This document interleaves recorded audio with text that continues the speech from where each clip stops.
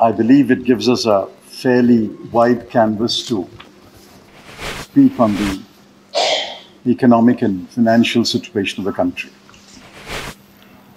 On the finance bill, I have a few points, and I'll be very brief on each point, knowing that I have very few minutes left. The Income Tax Act has 298 sections, if you do not count the sections with suffixes like A, B, AA, BB, etc. And it has 14 schedules. The finance bill has 125 sections, clauses, of which 84 pertain to amendments to the Income Tax Act.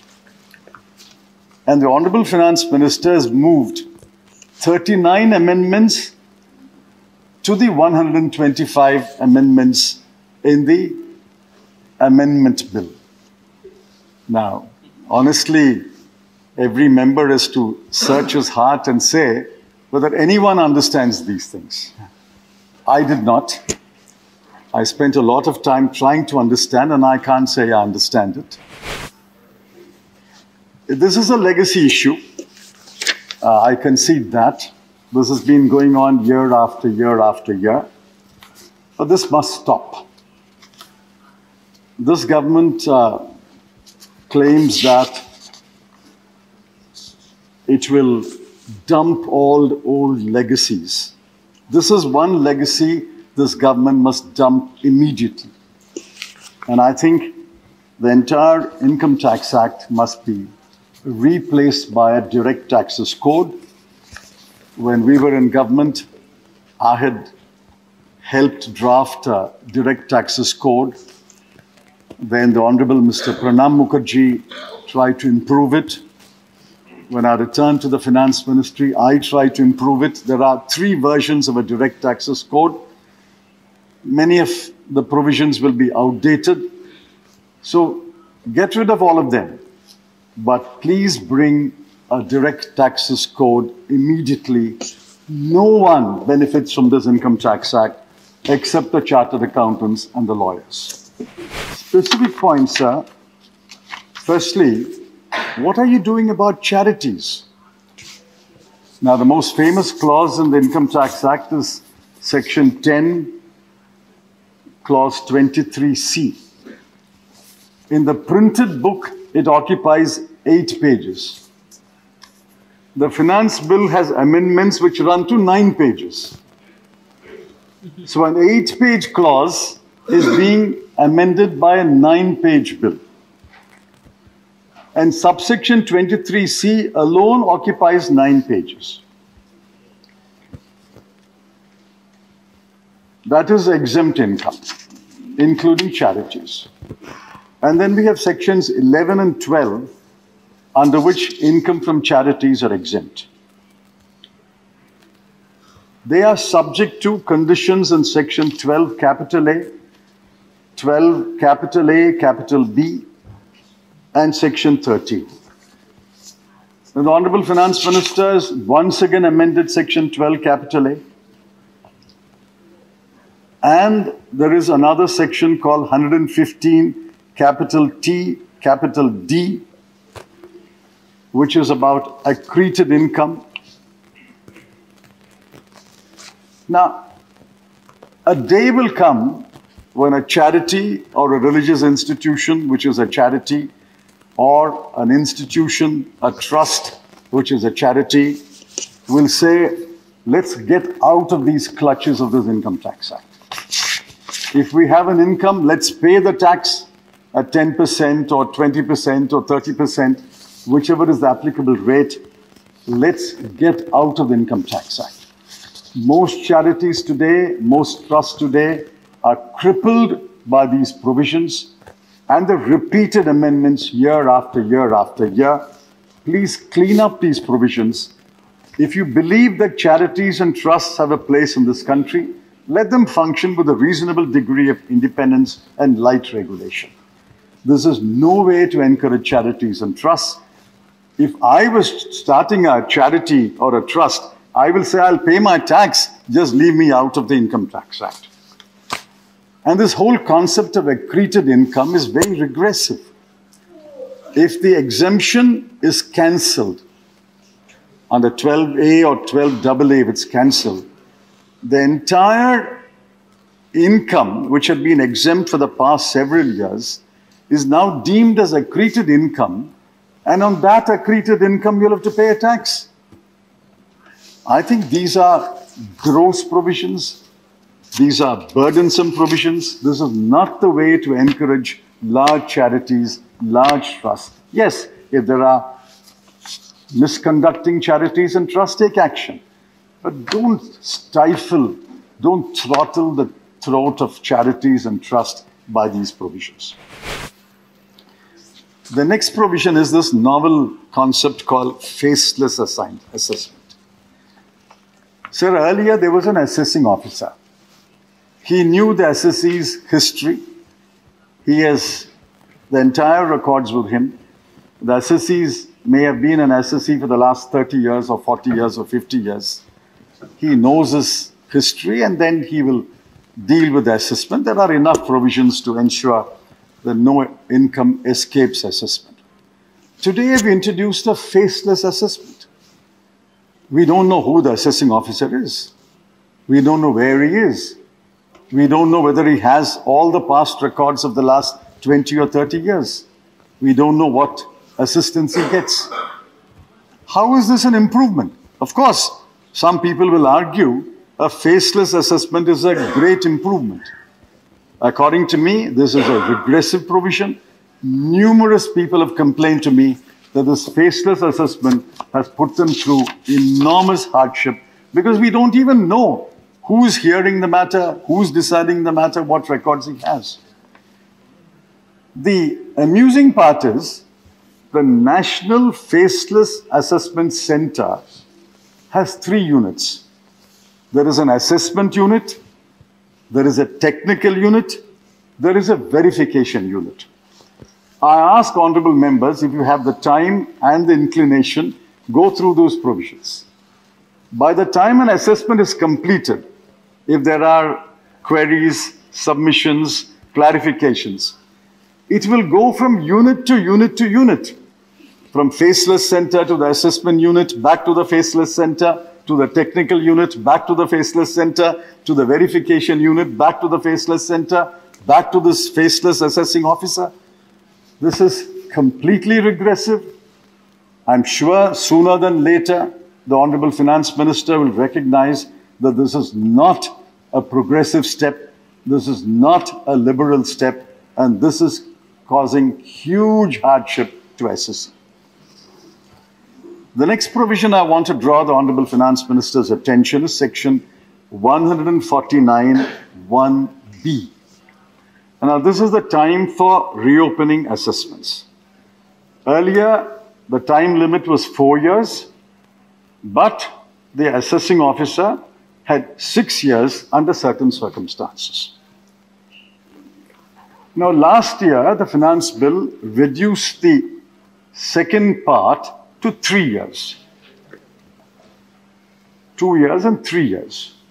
You have to open it within 3 years, but you can open it beyond 3 years under certain circumstances. It was a great relief to a lot of people because past assessments will not be reopened beyond 3 years. But this year, somebody in the CBDT decided that we should tighten this. I don't know if it escaped the scrutiny of all the board members of the CBDT. Today you have said it will be opened beyond 3 years and reopened up to 10 years. If the income that has escaped assessment is in the form of an asset, or is it in the form of an expenditure related to an occasion, or is it relatable to an entry in the books? Now, I spent about 10 minutes trying to think of what else can they have. If income has escaped assessment, it should be either an asset, or it should be an expenditure which has been incurred, You had an income, escaped income, and you spent it. Or it has to relate to an entry. What else can it be? So virtually in every case, you will reopen it beyond 3 years, up to 10 years, if the assessing officer or now the National Faceless Assessment Center decides, in his case, we will reopen beyond 3 years. Now, this amendment is regressive. This defeats the purpose for which you reduced the time limit to 3 years. Please reconsider this assessment. This amendment is going to cause huge hardship and a huge amount of litigation.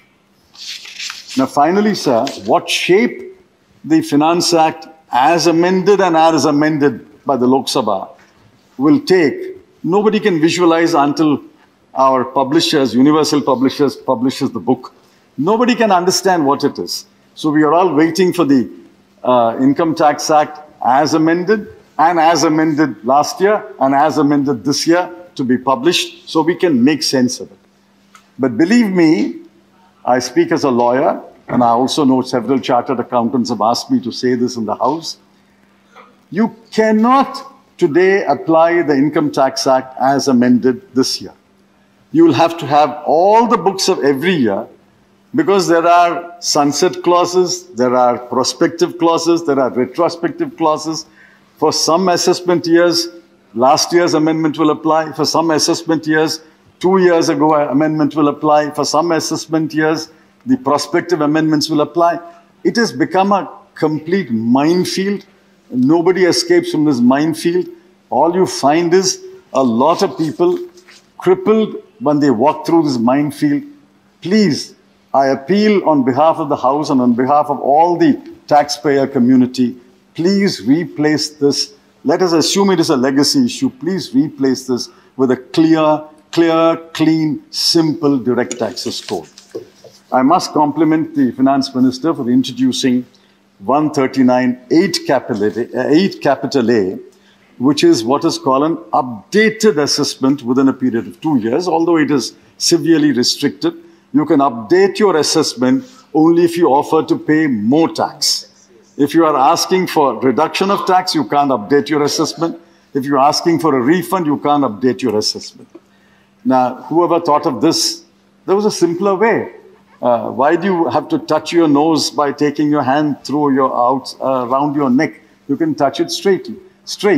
All that they have to do is say, put the number of times you can file a revised assessment, which is now any number of times, limited to, say, 2.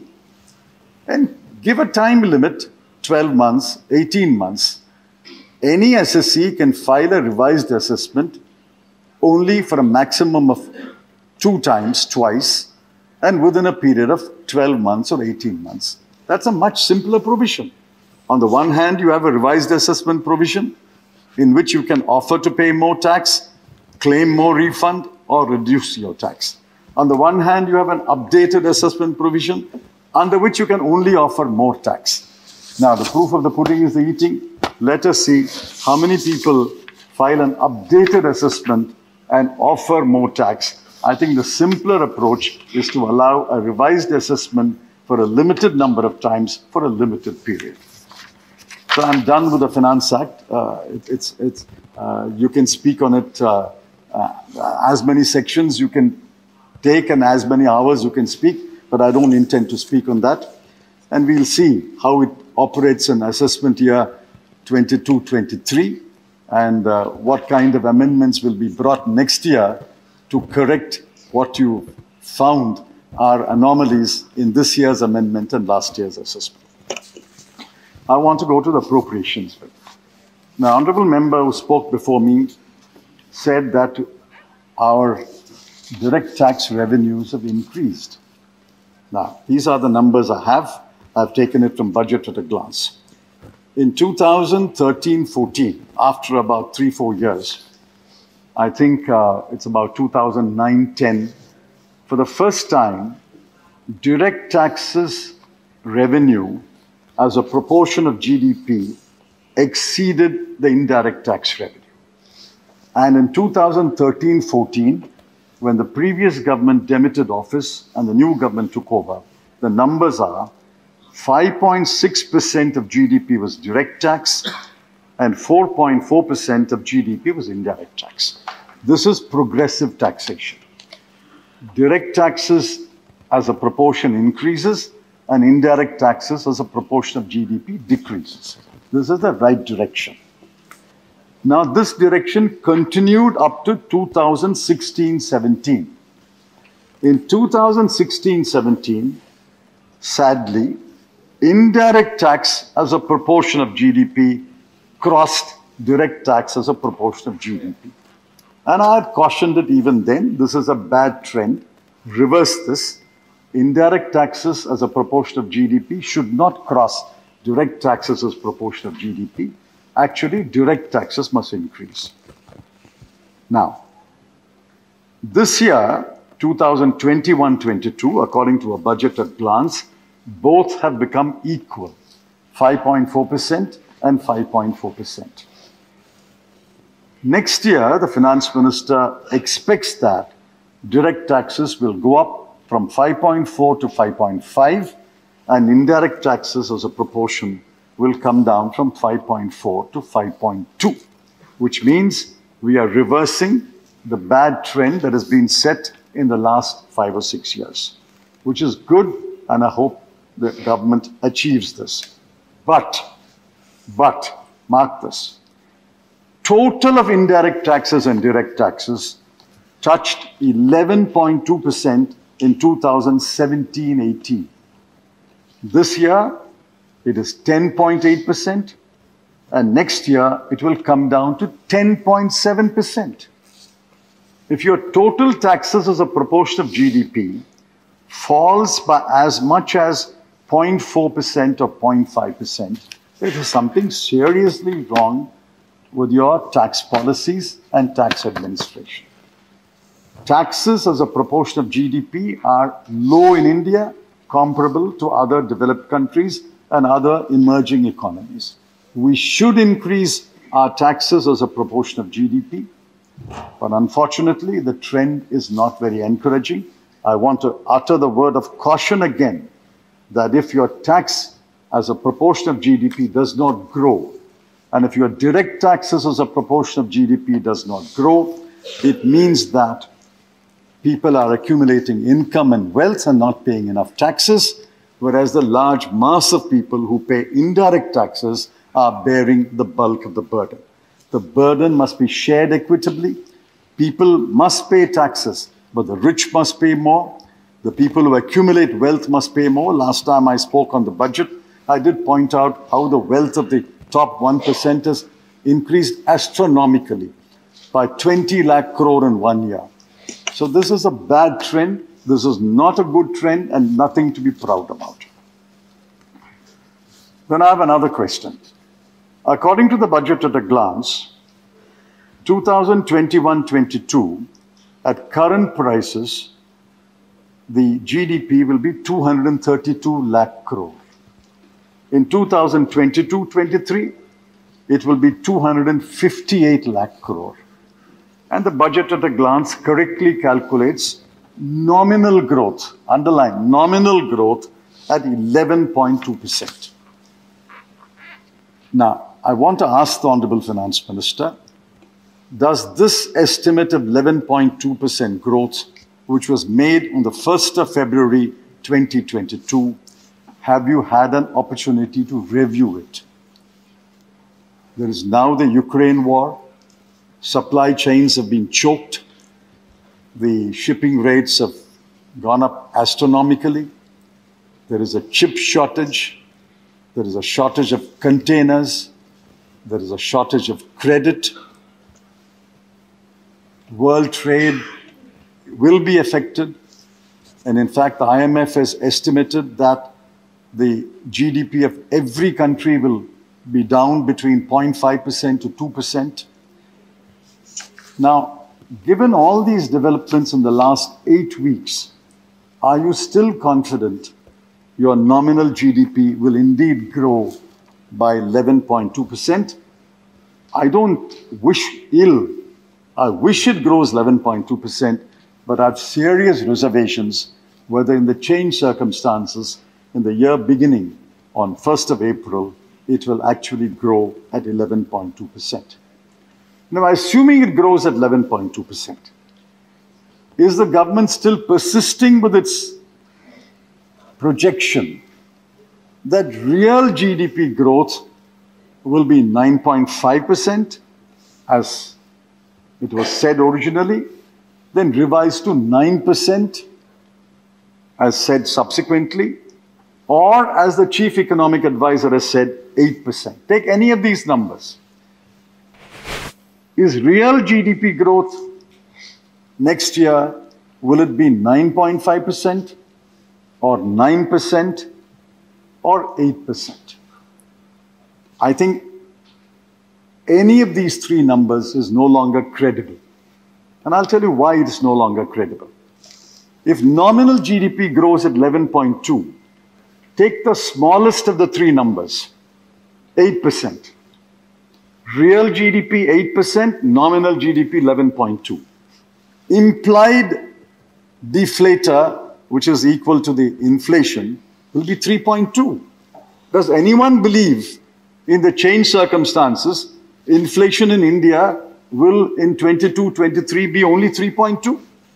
If it is 9, implied inflation is only 2.2. If it is 9.5, implied inflation is only 1.7. That will be heaven. That will be heaven. We are not yet at the doors of heaven. I seriously doubt the estimate that India's real GDP will grow at 9% or 8%. And I'll tell you why. In February, WPI was 13.1%. CPI was 6.1%. Food inflation was 5.9%. Manufacturing inflation was 9.8%. And fuel and light inflation, before these 5 days of increase in petrol and diesel prices, was already 8.7%. If food inflation, manufacturing inflation, fuel and light inflation are all close to 6% and above, and if CPI is over 6% and WPI is over 13%, how do you say with a straight face that inflation next year will be about 2 to 3%? These numbers are no longer credible, and I would urge the Honorable Finance Minister, it's not her fault that there is a war in Ukraine, but you must reassess. You must be resilient, you must be nimble, and reassess these growth projection figures and tell us, not today, tell us sometime, tell Parliament, what are the more realistic numbers of nominal growth and real growth. The final point is, I heard the Honorable Finance Minister emphasize once again in the Lok Sabha that this government believes that government capital expenditure will be a main driver of growth. I wish them well. But let's look at the numbers. The numbers are not inspiring. The rhetoric is inspiring, but the numbers are not inspiring. Let me tell you the numbers.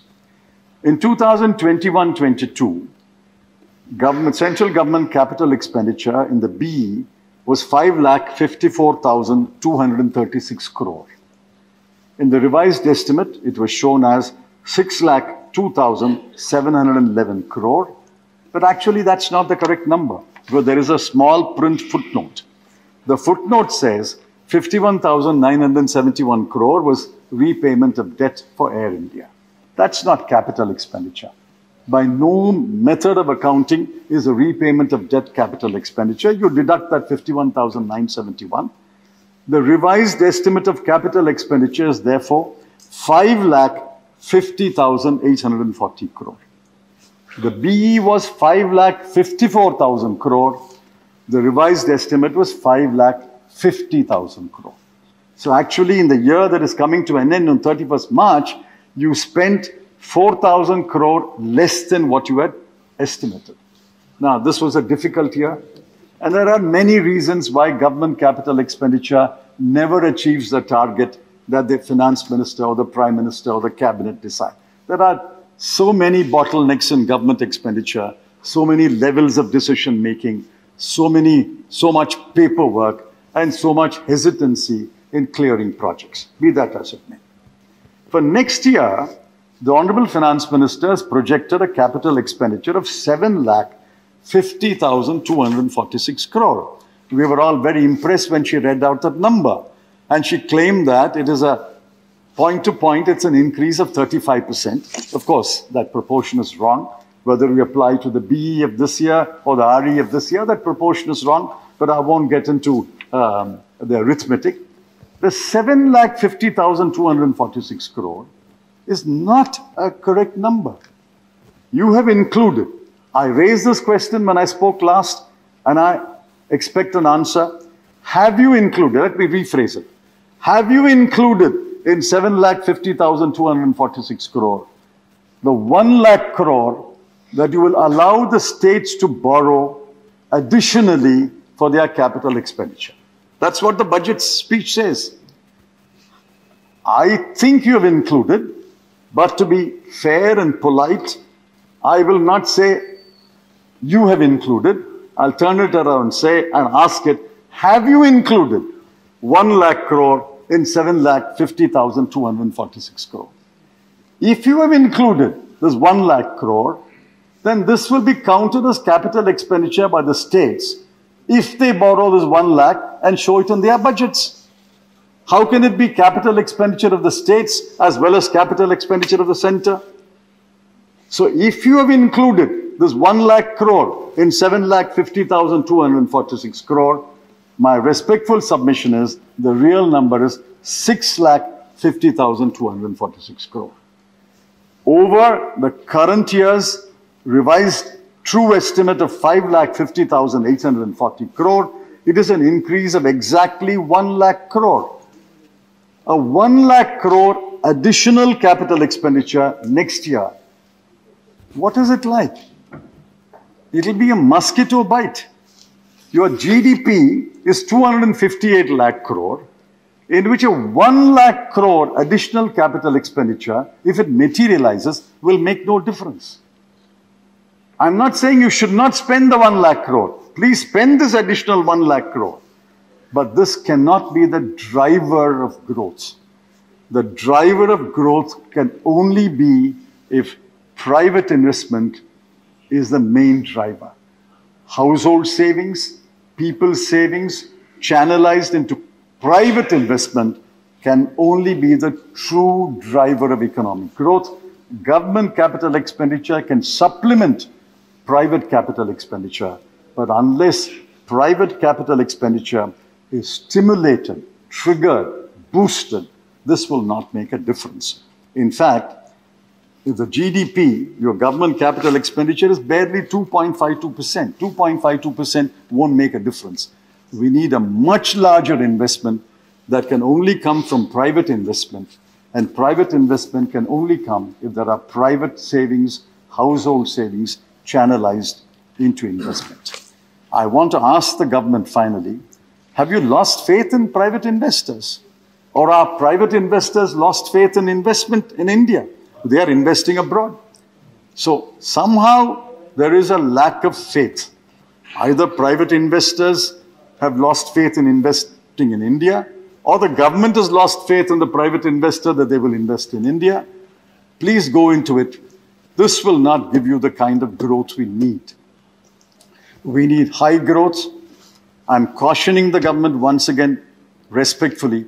You will not get 8%, you will not get 9%, you will not get 9.5%. The world is going through a churning. IMF has lowered everybody's growth rate by 0.5 to 2.5. I think we must settle for a lower growth, but we must achieve that lower growth. That lower growth can only be achieved if you encourage private savings, household savings, and find ways to channelize that into private investment. I'm afraid the year ahead is a difficult year. I wish the government well. I wish the Honorable Finance Minister well. But it is a difficult year, and it's better be forewarned that it will be a difficult year. It requires sound tax policies, sound financial management, and sound economic management. I wish the government well. Thank you.